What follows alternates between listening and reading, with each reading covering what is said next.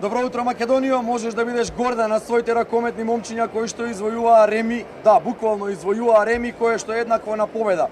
Сега во третата рунда на Европското ракометно првенство треба да совладаме селекцијата на Романија во рамките на нашата група, на групата Б, а Данска да го одработи своето и да совлада селекцијата на Португалија. За математиките и за оно што се случуваше на надпреварот, повеќе со колегата Горан Стериев со кого заедно ја коментиравме оваа средба, инфаркт надпревар, колега Стериев. Во едно време, барем јас малку и се загуби во емоциите, едноставно ова беше надпревар што многу ни тежеше. Апсолутно, многу важен надпревар, затоа што по 3 европски првенства е добро нашата репрезентација да се пласира во главната фаза. Тешко ќе биде, компликувано е, премногу треба работи да ни се погодат, но се случувале чуда, имало и победи со двоцифрени разлики. Ајде да посакаме дека некој за нас ќе одработи, ние своето ќе го завршиме. Ќе не посака и среќата затоа што денеска ја немавме. На 20 секунди таа топка отиде во аут место во контра за победа за Македонија, но се случува. Само да потсетам дека Македонија не знам дека на големо надпреварување против ваков противник како Португалија, која што играше полуфинале на светско првенство, се вратила по -5 во текот на второто полувреме. Кажавме во текот на надпреварот дека во многу нешта наликуваше оваа средба на српското сценарио и победата на Србија против селекцијата на Германија. За малку не избега победата, иако не знаеме, можеби по тој аут можеби ќе загубевме топка. Точно, не е гаранција дека ќе постигнеме гол, апсолутно. Вака решаваме на крајот во третата рунда. Ајде за математиките. Загубивме од селекцијата на Данска во првата рунда со 12 голови негатива, селекцијата на Португалија совлада Романија со 6 позитива. Сега во третото коло по нашиот триумф, по ремито наше со португалците, што треба да се случи? Значи вака, треба победа на Македонија, треба победа на Данска против Португалија, наша против Романија, заедно двете победи, нашата евентуално и она на Данска во која што не се сомневаме, да бидат 19 голови разлика.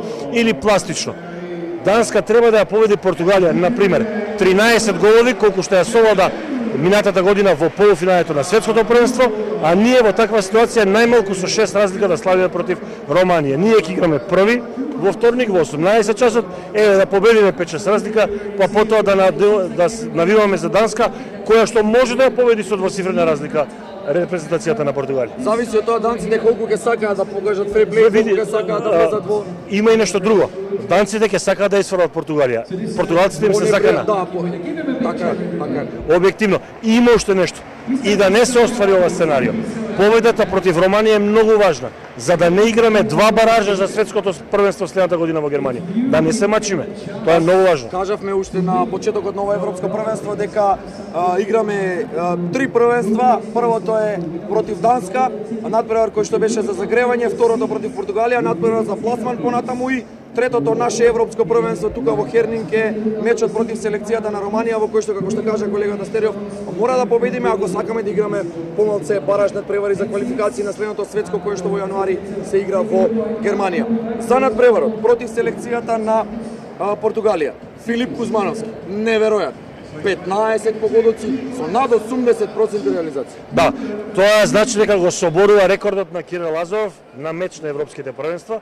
Нашиот селектор сега имаше 12 голови, а се изравнува според головите 15 со погодоци на Кирил Лазаров на светско првенство и мислам дека е втор на листата на стрелци во еден меч на европските првенства. Секоја чест. Филип Кузмановски капитенски во моментите кога требаше, во моментите кога се решаваше надпреварот, иако сите, буквално, апсолутно сите репрезентативци се за пофалба, и оние што греше, и оние што не греше. Ова е колективен спорт, ова е тимска игра и се разбира на крајот тимскиот дух победува. Ова, повторно ќе кажеме, не е победа, туку е реми, 29-29, меѓутоа огромно реми со оглед на тоа колку беше фаворизирана селекцијата на Португалија, колку беше зборувано за португалскиот систем на ракомет, за стилот на португалците кои што играле брзо, играле вака во транзицијата, играле вака во одбраната. Македонија покажа дека може апсолутно да парира на еден таков противник и штета што не победивме, меѓутоа Божјата волја да се надеваме дека ќе не послужи во третата рунда и дека секој си дојде на своето место за нас.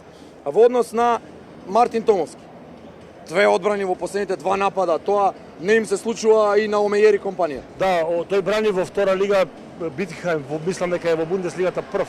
На второто место има сезона, мислам дека и просекот му е двоцифрен по бројот на одбрани во вистинско време и Митревски одлично почна на надпревар. Вакви надпревари не можете да ги одиграте без гол.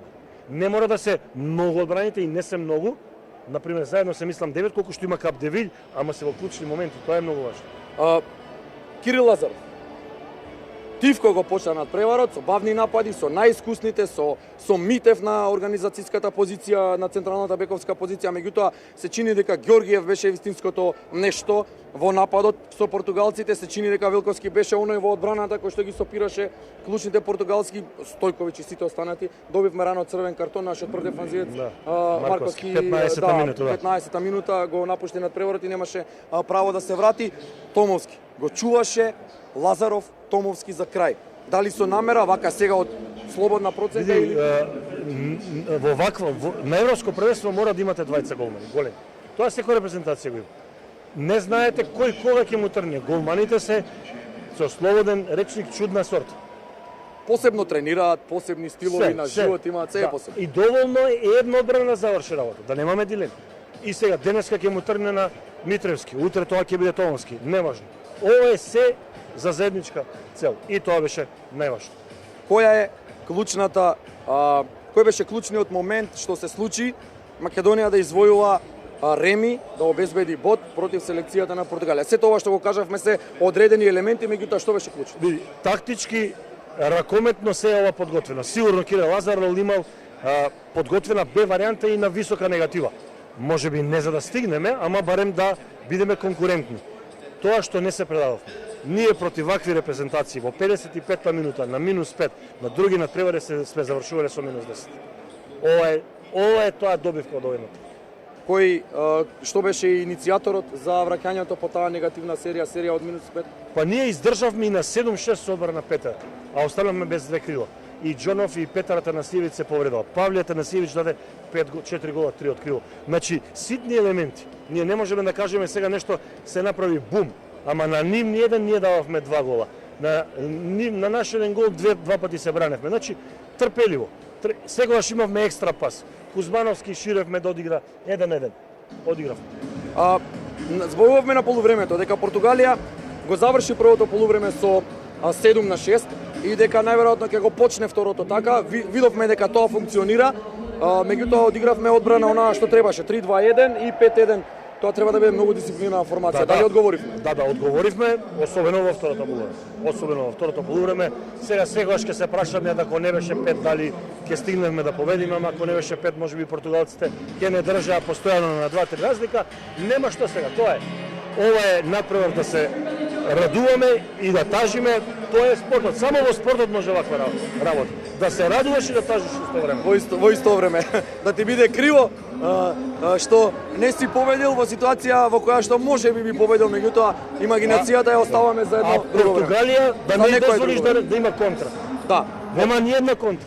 Да, надпревар на португалците без контра, а зборуваме за една од најбрзите репрезентации на првенството и една од најмладите. Ние имаме просек 26 години, исто така сме меѓу најмладите. Португалците имаат просек 25 години, тие се помлади од нас, исто така меѓу најмладите репрезентации на ова европско првенство. Колега Стериов, што доби Македонија со овој надпревар? Некоја нов момент, нова величина? Доби дека може. Доволно е. Дај да победиме ние Романија и да не одиме во втор круг. Важно е да одиме пак на светско. Па ќе биде тоа во Германија. Па сега нема да бидат само 500 македонски навијачи. Ќе бидат 2500 во Германија. Ама да држиме. Овие се млади момци, ќе играат уште, ќе има мечеви големи вакви. Како против Романија? Само напајачки, храбро и на прва. Остро што ви кажа. Остро на прва, нема дилеми, нема чекање. Колега Стериов, благодариме. Одличен надпревар. Почитувани гледачи, се надеваме дека уживавте на програмата на Македонската телевизија, дека уживате во текот нови денови што ги поминуваме во Хернинг. Верувајте дека даваме се од себе, целата екипа е безпрекорна на Македонската телевизија. Сите си ја знаат својата работа. Функционираме како швајцарски саат во Данска, иако е многу тешко да се постигнат данските и швајцарските стандарди, иако видовме дека и тука има некои недостатоци, не е се така розово или перфектно или прецизно како што некој мисли, треба да се види, да се доживее, но како и да е. Македонската телевизија останува на боиштето, македонската репрезентација останува во игра, жива е Македонија на континенталниот собир, чекаме триумф против Романија во третата рунда, толку колку што нам ни е потребно, можеби и повеќе, а онолку колку што е потребно да триумфираат данците, да го завршат своето и Македонија да оди во вториот круг. Имајте убав ден и чекајте неповторно на програмата на Македонската телевизија. Убав ден!